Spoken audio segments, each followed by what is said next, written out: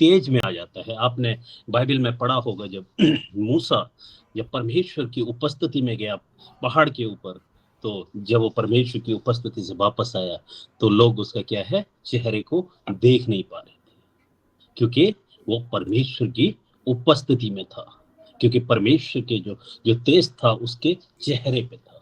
Hallelujah. तो इसीलिए मैं और आप सभी क्या है परमेश्वर की उपस्थिति में है इस समय।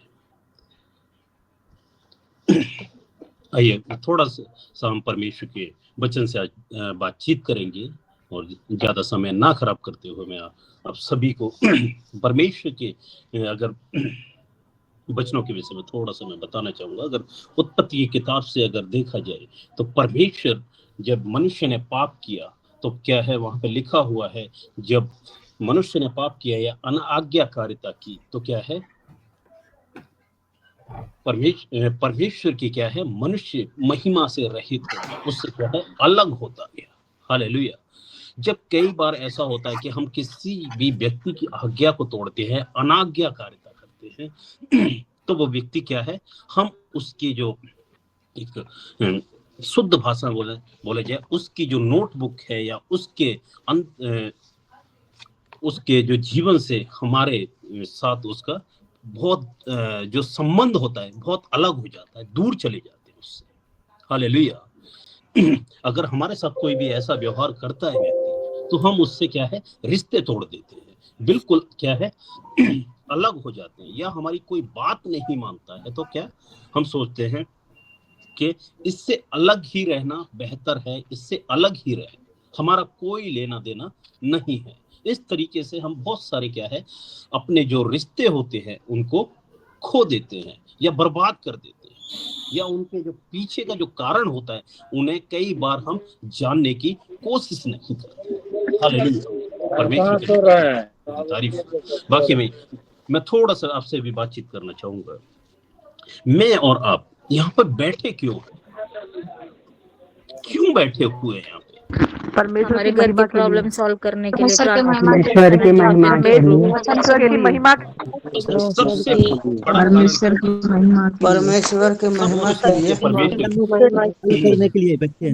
ठीक है, थोड़ा सा और मैं बात करना चाहूँगा। जब पुराने नियम में आपने पढ़ा होगा, पुराने नियम जब परमेश्वर की उपस्थिति में या परमेश्वर के निकट कोई भी व्यक्ति जाता था अपनी जो बलि को लेके या परमेश्वर के सामने अपनी प्रार्थनाओं को लेके, क्या वो चला जाता था?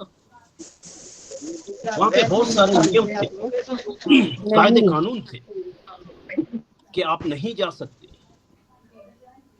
लेकिन आज के दिन हम देखते हैं हम नहाए या नहीं नहाए, हमने मुंह धोया या नहीं धोया, हमने कपड़े कौन से पहने हैं कौन से नहीं पहने हैं, लेकिन जब हमारा मन होता है तो हम परमेश्वर की उपस्थिति में परमेश्वर के पास बिना झिझक हम परमेश्वर की उपस्थिति में जाते हैं और अपनी सारी परेशानियों को, अपने सारे जो बोलने वाली बातें हैं नहीं हैं, सब कुछ परमेश्वर के सामने बड़े आसानी से रख देते हैं। हालेलुया। अगर इन बातों के पीछे देखा जाए तो क्या हमारे कार्य इतने अच्छे हैं? क्या हम अपनी काबिलियत के हिसाब से देखें, क्या हम इस काबिल हैं कि हम परमेश्वर के सामने सीधा चले जाएं और परमेश्वर से बातचीत कर सकें? हालेलुया। परमेश्वर के नाम की महिमा और स्तुति तारीफ हो। कई बार हम देखते हैं हमसे कोई बड़े अधिकारी या बड़ी पोस्ट का एक व्यक्ति होता है तो हम उसके सामने किस तरीके से अपनी जो सही बात है उसको भी कहने में कितना कतराते हैं, कितनी झिझक होती है। हमारे जो शब्द हैं वो हमारे मुंह से जो हम बोलना चाहते हैं वो नहीं निकल पाते हैं। हालेलुया। परमेश्वर के नाम की महिमा हो, स्तुति तारीफ हो। क्या ये पृथ्वी के जो अधिकारी हैं, हमारे आसपास के जो जिसे बोला जाए अमीर लोग हैं या किसी भी जो बड़ा अवतार रखने वाले लोग हैं, क्या परमेश्वर से क्या बड़े हैं वो? नहीं मेरे प्रियो, आप सभी जानते हैं इस चीज को। परमेश्वर के सामने बहुत बौने हैं जो अपने आप को पवित्र कहते हैं, अपने आप को महाज्ञानी कहते हैं, अपने आप को बुद्धिमान कहते हैं। परमेश्वर की उपस्थिति में उनका अबदा या उनकी जैसे हैसियत क्या है? कुछ भी नहीं। लेकिन अपने आप को हम देखते हैं तो उन एक अधिकारी के पास जाने से हमें जब इतना डर लगता है, लेकिन हम परमेश्वर की उपस्थिति में परमेश्वर के पास बड़ी आसानी से आके अपनी सारी बातों को रख देते हैं कि मेरे यहाँ दर्द है, कि मेरा बच्चा बीमार है, या मेरे मुझे घर में राशन नहीं है, जो भी चीजें हैं हम परमेश्वर के सम्मुख जाके बड़ी आसानी से रखते हैं। हालेलुया। क्यों, कैसे रख देते हैं, इसके पीछे का रीजन क्या है? हालेलुया। हमारे कार्य इतने अच्छे नहीं है, हम जानते हैं, पर डे, प्रतिदिन हम खुद जानते हैं कि हमारी गलतियां क्या है। हम अपनी गलतियों को बहुत अच्छी रीति से जानते हैं। अगर कोई ना बताए, अगर हम परमेश्वर के वचन को पढ़ते हैं, परमेश्वर के कलाम को पढ़ते हैं, तो हमारी गलतियों को परमेश्वर का कलाम अच्छी रीति से हमें बताता है कि तूने क्या सही किया है और तूने क्या गलत किया है। हालेलुया। बाकी मेरे प्रिय हो, परमेश्वर, मैं एक चीज बताना चाहता हूं मेरे प्रिय, क्योंकि परमेश्वर मुझे और आपसे प्रेम करता है। अगर उत्पत्ति की किताब से अगर देखा जाए तो परमेश्वर ने मुझे और आपको कितनी बार खरीदा है? कोई बताएगा कितनी बार? जब उत्पत्ति की किताब को मैं और आप पढ़ते हैं तो परमेश्वर ने जब मिट्टी को उठाया, उससे एक पुतला बनाया, तो परमेश्वर ने क्या किया? अपना श्वास जो था वो क्या है, आदम के अंदर क्या है, फूंक दिया, उसके नथनों में फूंक दिया अपना श्वास। जब जाके आदम क्या है, जीवित प्राणी बना। फिर भी मैंने और आपने, मनुष्य जाति ने पाप किया, उस अवस्था में गए कि जिस अवस्था में मुझे और आपको या मनुष्य जाति को नहीं जाना था। हम अपने सामने गलती करने वाले व्यक्ति को एक बार भी माफ नहीं कर पाते हैं। हम अपने रिश्ते तोड़ देते हैं, अपने से अलग कर देते हैं लोगों को।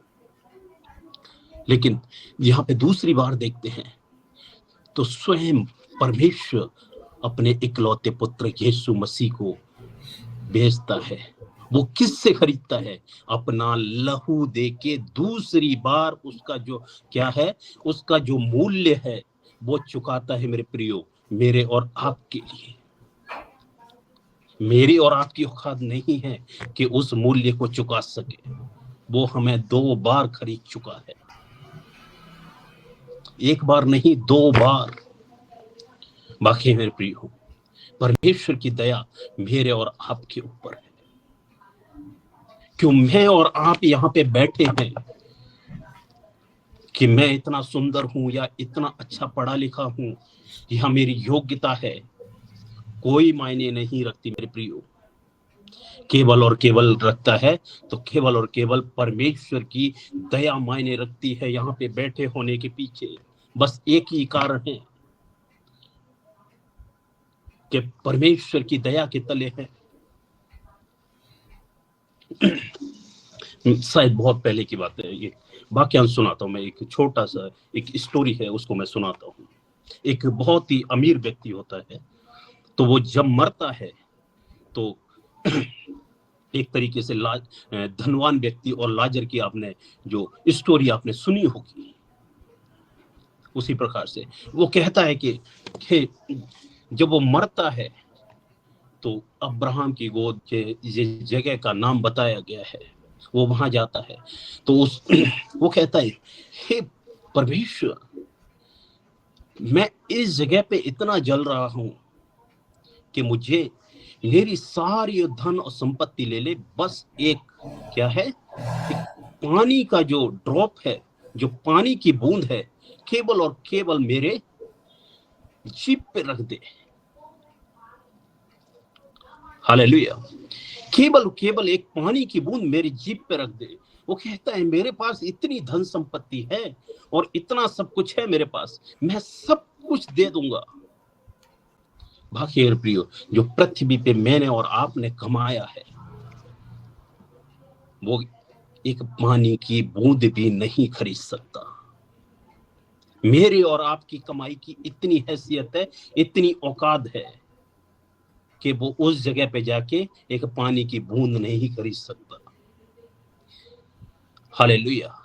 लेकिन परमेश्वर साफ रीति से कहता है, अधोलोक की कुंजियां मैं तुम्हें दूंगा। अगर मत्ती 18 का 18 पढ़ते हैं तो उसमें साफ रीति से लिखा हुआ है, जो तुम पृथ्वी पे बांधोगे वो स्वर्ग में बांधा जाएगा, जो स्वर्ग में बांधोगे वो पृथ्वी पे, जो स्वर्ग में खोलोगे जो पृथ्वी पे खोलोगे। इस तरीके से आपने पढ़ा हुआ होगा। इतना अधिकार परमेश्वर मुझे और आपको दे रहा है। हालेलुया।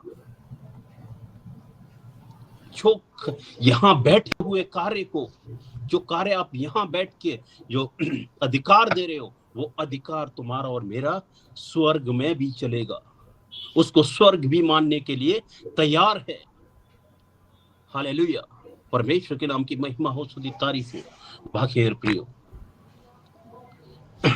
आप लोगों को कितने लोग, मेरे ख्याल से कितने लोगों को ये प्रार्थना आती है, हे मेरे पिता तू जो स्वर्ग में है तेरा नाम पवित्र माना जाए। मत्ती 6 अध्याय में मेरे ख्याल से यहाँ पे बैठे हुए हर एक व्यक्ति को पता है। हालेलुया। हम बचपन से अगर कोई मसीह में है तो बहुत पहले से हमारे घरों में भी ऐसा होता है कि छोटे छोटे बच्चों को ये प्रार्थना सिखाई जाती है। कई बार जब भी हम कहीं जाते हैं तो बहुत सारे विश्वासी लोग हैं या जानने वाले लोग हैं, तो कई बार बोलते हैं कि भैया इसको, हमारे बच्चे को ये वाली प्रार्थना क्या है, याद हो चुकी है। हालेलुया। परमेश्वर के नाम की महिमा हो, स्तुति तारीफ हो। बहुत अच्छी बात है, ये प्रार्थना याद है। तो थोड़ा सा इस प्रार्थना के विषय में भी बातचीत करते हैं। निकालिया मत्ती रचित सुसमाचार उसका 6वां अध्याय है।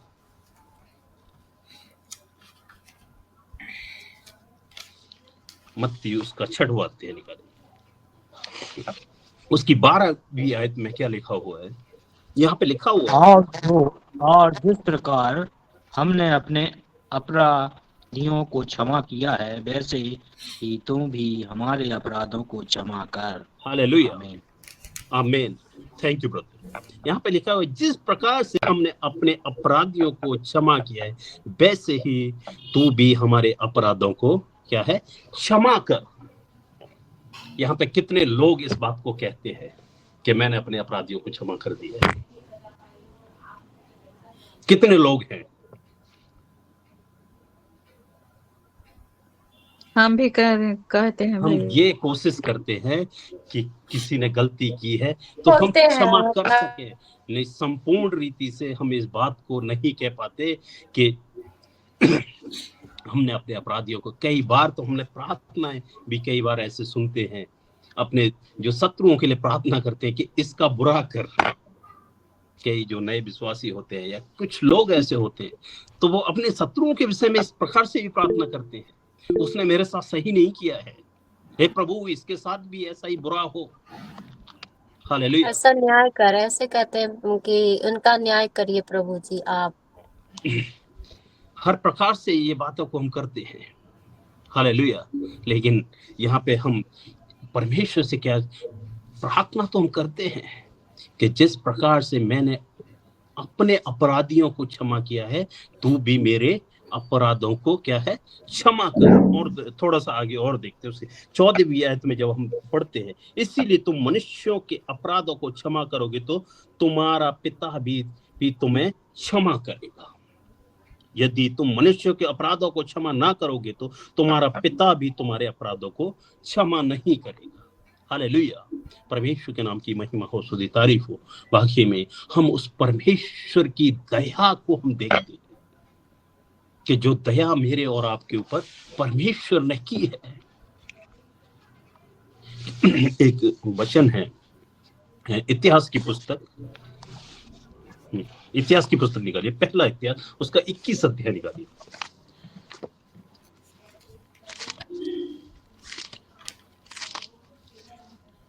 पहले 21 अध्याय। हाँ 21। जी जी निकाल लिया। 21, हाँ। तो यहाँ इसकी 13वीं आयत एक बार पढ़ते हैं, इसकी जो 13 आयत है, इसकी 13 आयत कहती है, दाऊद ने गाद से कहा, मैं बड़े संकट में पड़ा हूं, मैं यहोवा के हाथों में मैं पढ़ूं, क्योंकि उसकी दया बहुत बड़ी है, परंतु मनुष्य के हाथ में मुझे पढ़ना ना पड़े। हालेलुया, परमेश्वर के नाम की महिमा स्तुति तारीफ हो। यहाँ पे अगर इसको पूरे अगर संदर्भ को देखते हैं, तो पूरे वाक्यांश को देखते हैं, अगर पहले इसके 21 का 1 से हम पढ़ते हैं, तो यहाँ पे हम साफ रीति से पढ़ते हैं, जो दाऊद ने जो इस्राएलियों की गिनती कराई वो क्या थी। यहाँ पे अगर पहली आयत को पढ़ते, शैतान ने इस्राएल के विरुद्ध उठकर दाऊद को उकसाया कि इस्राएलियों की गिनती ले। हालेलुया, दाऊद को किसने उकसाया? शैतान ने उकसाया। लेकिन यहाँ पे देखते हैं उसके बाद भी उसका जो सेनापति था दाऊद का, वो कहता है ऐसा ना कर। वो इस्राएल की जो गिनती थी उसको कराना नहीं चाहता था, क्योंकि वो परमेश्वर की ओर से नहीं है। उसका ये पूरा वाक्यांश है।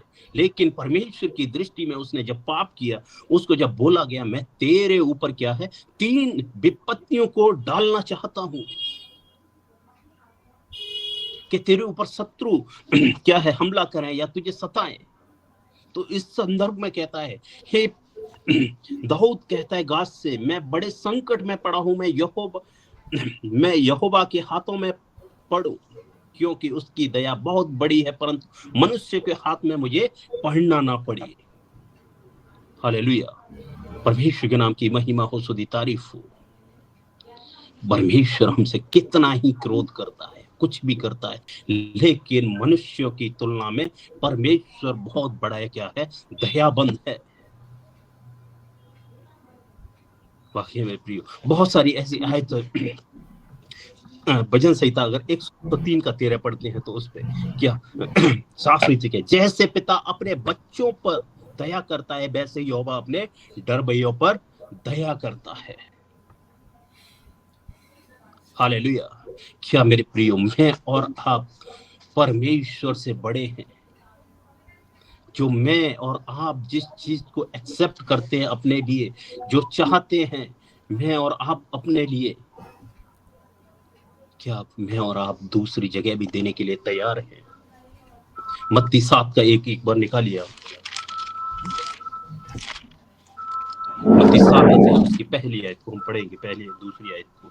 यहाँ पे लिखा, दोष मत लगाओ कि तुम पर भी दोष लगाया जाए, क्योंकि जिस प्रकार से तुम नापते हो उसी प्रकार तुम पर भी क्योंकि जिस प्रकार तुम दोष लगाते हो उसी प्रकार तुम पर भी दोष लगाया जाएगा, और जिस नाप से तुम नापते हो उसी नाप से तुम्हें भी नापा जाएगा। हालेलुया।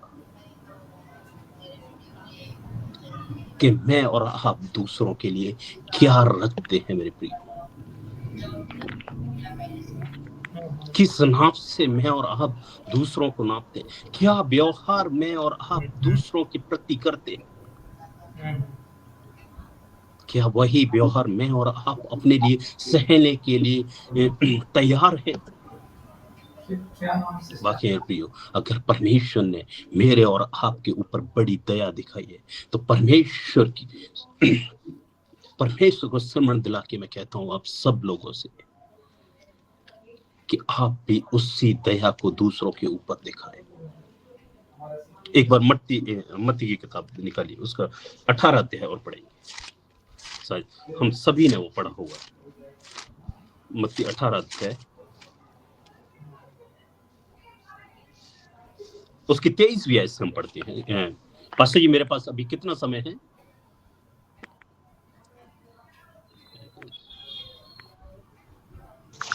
मैं पढ़ूं ब्रदर? हाँ, मेरे पास अभी समय कितना है? 9 बजे खत्म कर दीजिए।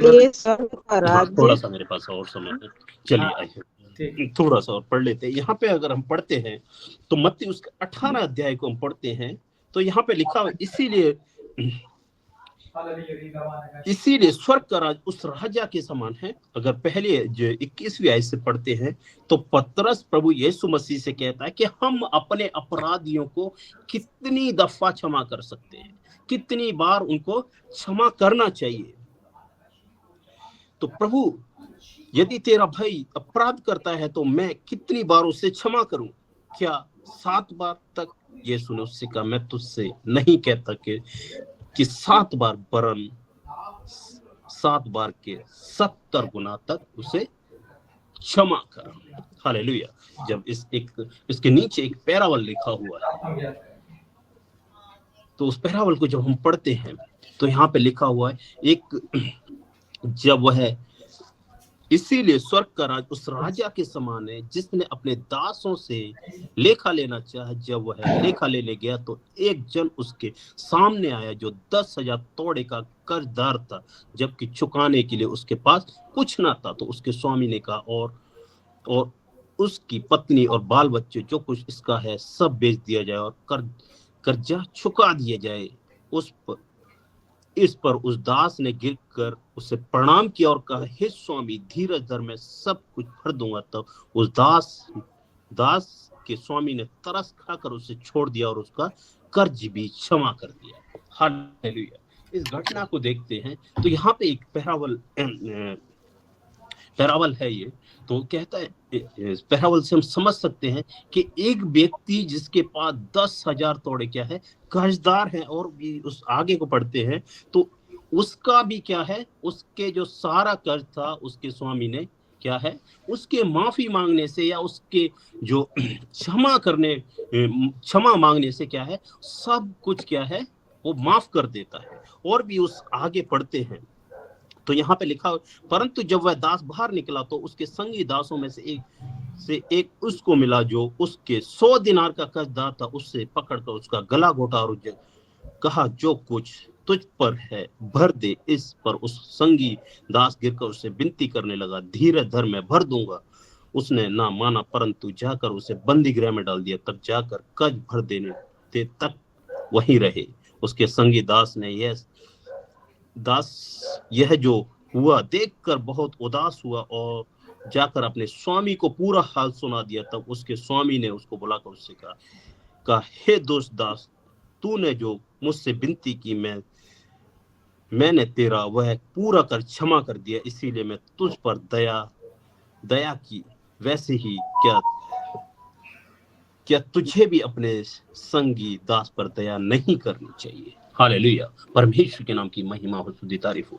इस वाक्यांश को जो पढ़ के मैंने आपको बताया है, मैं केवल और केवल इस कहानी के द्वारा, इस वाक्यांश के द्वारा इतना ही समझा जा, जो दया परमेश्वर ने मेरे और आपके ऊपर दिखाई है, जिस प्रकार से हम अपने पापों के कितने बड़े कर्जदार थे, जो अपना सब कुछ बेच के भी उसको हम नहीं भर सकते थे, तो परमेश्वर ने मुफ्त में हमें दिया है उसकी क्षमा।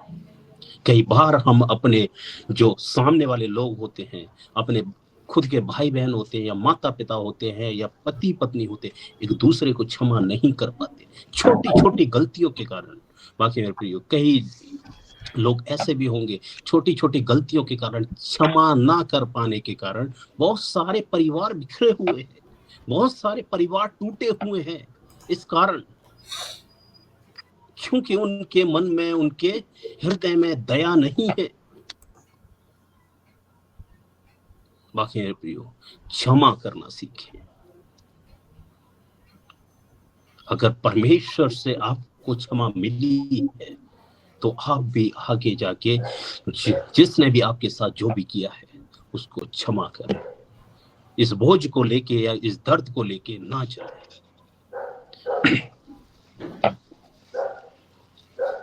बाकी में प्रियो, अगर ओएल की पुस्तक को पढ़ते हैं, उसका 2 अध्याय उसकी 13 आयत में परमेश्वर का वचन साफ रीति से कहता है, वहां पे लिखा हुआ है कि वो क्या है, विलंब से कोप करने वाला परमेश्वर है। हालेलुया। विलंब से क्या है, कोप करने वाला परमेश्वर है। अगर उत्पत्ति उसका 6वां अध्याय पढ़ते हैं तो यहाँ पे देखते हैं तो जब पृथ्वी पे बहुत ज्यादा पाप बढ़ गया तो परमेश्वर ने जब ये डिसाइड किया या परमेश्वर ने चाहा कि मैं सब कुछ खत्म कर दूंगा, जल प्रलय के बाद भी परमेश्वर ने यह शपथ खाई कि मैं ऐसा कभी नहीं करूंगा। परमेश्वर ने तरस खाया क्योंकि परमेश्वर ने जिस योजना के साथ मनुष्य की सृष्टि की है या उसको आगे बढ़ाया, उसको ये आशीष से दी, फलो फूलो फैल जाओ, उसके विपरीत हम देखते हैं, थोड़ा आगे आगे बढ़ते हैं तो सब के सब बिगड़ गए। सब ने अपने अपने जो क्या है रास्ते चुन लिए, लेकिन नूह ने जाके परमेश्वर के सामने जब भेंट चढ़ाई, उसकी सुगंध लेके परमेश्वर ने दोबारा से उसको क्या है आशीष दी, फलो और फूलो पृथ्वी पे भर जाओ, इस तरीके से। वाकई में ही मेरे प्रियो, हम कई बार बहुत सारे अपने जो सामने वाले लोग हैं उसे क्षमा नहीं कर पाते। उस क्रूस को आप याद करें, उसकी बड़ी दया को याद करें कि हमारे ऊपर कितनी बड़ी दया हुई। लूका रचित सुसमाचार को जब हम पढ़ते हैं उसका 23 अध्याय में, तो वहां पे जब दो पापी व्यक्ति भी यीशु मसीह के आजू बाजू लटके होते हैं, जब यीशु मसीह का जब आखिरी वक्त होता है तो भी क्या है उस एक डाकू को वो क्या है क्षमा करता है, उस पर क्या है तरस खाता है, दया करता है। हालेलुया, परमेश्वर के नाम की महिमा और स्तुति तारीफ हो। जब प्रभु यीशु मसीह की दाढ़ी नोची जाती है या उस पे कोड़े मारे जाते हैं, थूका जाता है, उसकी आंखों पे पट्टी बांध के उसको जब थप्पड़ मारते हैं तो पूछते हैं यदि तू परमेश्वर का पुत्र है तो बता किसने मारा। तो यीशु मसीह के जवाब क्या होते हैं, हे पिता इन्हें क्षमा कर, ये नहीं जानते। हालेलुया।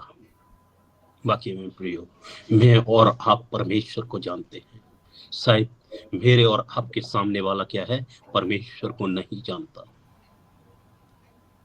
मैंने और आपने परमेश्वर की बड़ी दया को देखा है, उस व्यक्ति ने परमेश्वर की बड़ी दया को नहीं देखा।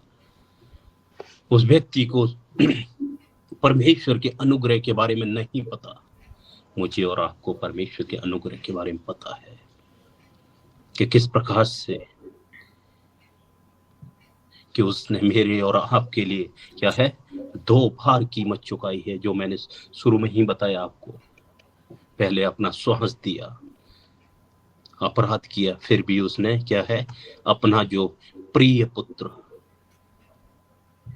उसको भेजा कि जा और इनका जो पाप है उनको धो के दोबारा इसकी क्या है कीमत चुका। हालेलुया। हमारे अपराधों की कीमत परमेश्वर 2 बार चुका सकता है, तो क्या मैं और आप अपने सामने वाले किए हुए गलत किए हुए इंसान को क्षमा नहीं कर सकते? हालेलुया। आप लोग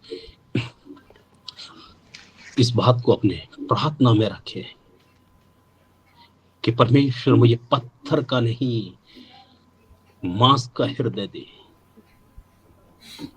हालेलुया। परमेश्वर का वचन उस हथौड़े के समान है, जिस पे चलता है उसे चकनाचूर करता है। अगर मेरा और आपका घमंड या मेरा और आपका मन का जो मोटापन है किसी चीज के लिए, बाकी है परमेश्वर के वचन के हथौड़ा उस पे मारे, उसको तोड़े। हालेलुया। कि किसी दिन ऐसा ना हो जिस प्रकार से उस जो हमने जो पैराबल पढ़ा कि परमेश्वर ने मुझे और आपको माफ किया है और मैं आप और आप किसी व्यक्ति को माफ नहीं कर पाए, उसका लेखा मुझे और आपको देना पड़े, क्योंकि मुक्त में मुझे और आपको क्या है आजादी मिली है। मुक्त में मुझे और आपको क्या है क्षमा किया गया है। इसीलिए मेरे प्रियो सामने वाले के ऊपर दया दिखाएं। एक बार लास्ट आयत को मैं पढ़ के खत्म करना चाहूंगा, 1 मिनट बाकी है मेरे पास। मत्ती 5 अध्याय उसका 7वीं आयत को मैं पढ़ के समाप्त। धन्य है जो दया बनते हैं, क्योंकि उन पर दया की जाएगी। हालेलुया। बाकी प्रियो आप दयावंत बने। मेरा समय यहाँ पे समाप्त हो चुका है। मैं प्रभु यीशु मसीह के नाम से आप सभी को आशीष करता हूँ और आप प्रभु यीशु मसीह के नाम से आप सभी के जीवन में मैं शांति की प्रार्थना करता हूँ। God bless you. धन्यवाद आप सभी को धन्यवाद पिताजी। समय देने के धन्यवाद भैया।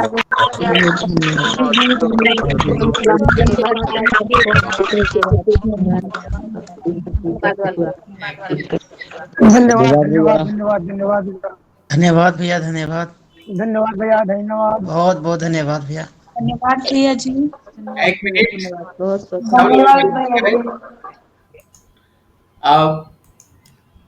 ब्रदर जी प्रार्थना भी कीजिएगा सभी परिवार के लिए।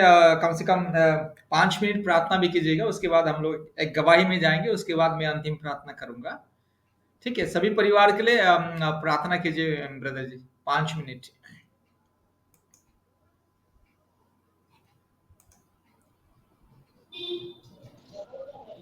भैया भैया आप जी लोग मोबाइल बंद जी पास्टर रखिए। जी मुझे प्रार्थना करना। ये मेरा भाई है। मेरा भाई है, उनको अभी अभी उनको बहुत ज्यादा डबल में पकड़ गया था।